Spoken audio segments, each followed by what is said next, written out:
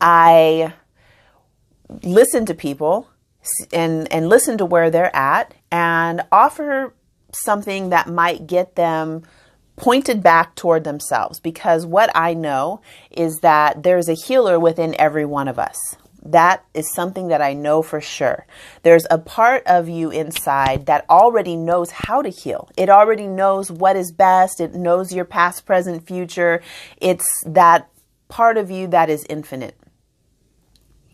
And if I can redirect your focus back toward that and help you learn to listen to it and have it be a part of your life experience that you value and that you're honoring, I know that healing is inevitable.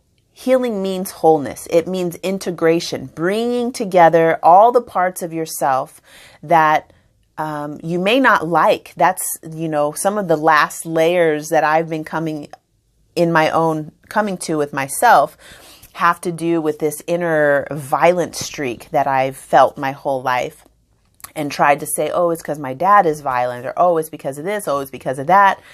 Now, what I've discovered today is that my Native American DNA, which is about 20% Native American, 19% of that is from the Aztec Empire. And instantly I'm like, oh my God, okay, so that's part of my makeup. That's part of what I am. And instead of trying to rip that out of me and violet light it and healing it in the way of like making me feel better, the real healing is acceptance of this part of myself that I may never change. I may always have that streak of the way I described it today on a call with a friend was that when I go into a dark alley, I am not scared. I feel fear for anything that is there that's going to mess with me. Like I'm afraid for what I'm going to do to them way before I feel afraid for myself.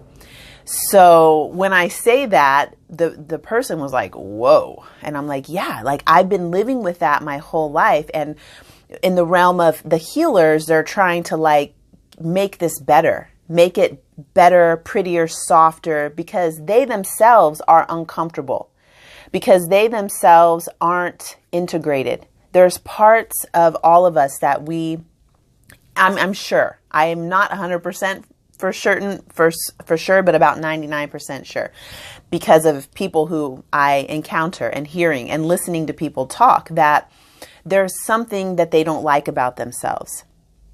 That something usually holds 80%, we'll say, of their personal power. And they are disavowing it, like keeping it away, saying, trying to get rid of it. That thing that they're trying to get rid of usually is the key to their healing, the key to their wholeness.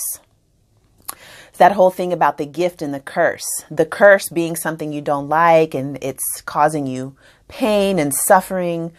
And maybe the pain and suffering is coming from all the ways that we try to shove it down, repress it, hide it, and make it pretty and make it quiet.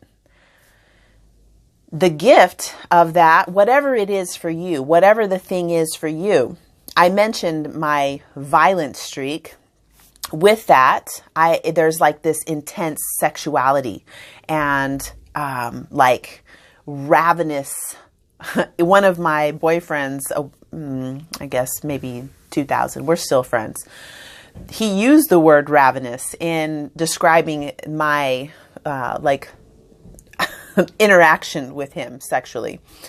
And that's something that I'm working with. It's not something that I have loved my entire life. I've tried to change it, make it softer, make it prettier. And this is part of my own personal gift and curse. So the gift is going to be that you are the expert of that material that you don't like about yourself. That is where your expertise lies. The healer is coming and trying to change it and make it softer and prettier and white light and violet flaming and all this stuff, when in reality, this is something that you can bring in. bringing it closer to you. You know, when they say that you're being chased in a dream, you're being chased by something, the medicine and the healing is for you to turn around and face that. When you face it, you can ask, what are you here for? What are you here to teach me? What are you showing me? You befriend that part of yourself. You don't try to cut it off, sever it, and, you know, send it away, send it back into the light or whatever. And I'm saying these things because this is where I'm at with healing overall after all these years of studying and working in this profession. But I've been in groups teaching womb healing. I was teaching yoni eggs. That's what it was, teaching a yoni egg class. And I actually did get the sense of needing to release, but I think it's more about that idea that we have, the program that we have that creates its own energy around our physical body.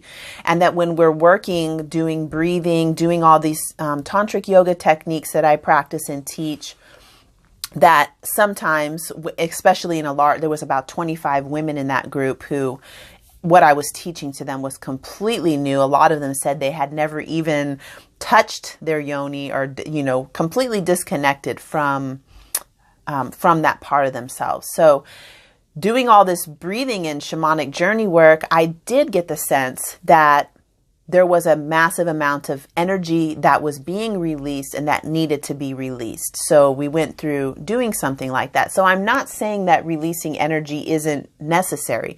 I'm not saying that at all, because if you think about when you eat food, you chew the food, it goes through this whole process, through the esophagus, into the stomach, through the small intestines, the gallbladder starts secreting bile, and, you know, all the juices are coming to churn the food and push it through. And at the end of that whole process, naturally, you release the waste product, and what needs to be integrated into the physical body to feed the cells, nourish the tissues, that happens. So release is a natural process.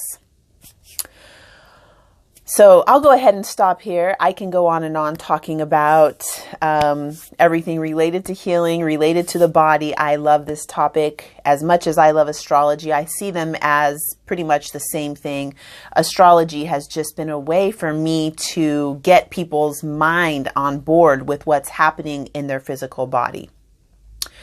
Very powerful healing technique. Healing means wholeness, bringing it in, inclusion, saying yes to. That's healing from my perspective. So if I've offended anybody who's, you know, white lighting and violet flaming, it's not my intention. I'm sure that everything has its place and its value in different phases and times in people's lives.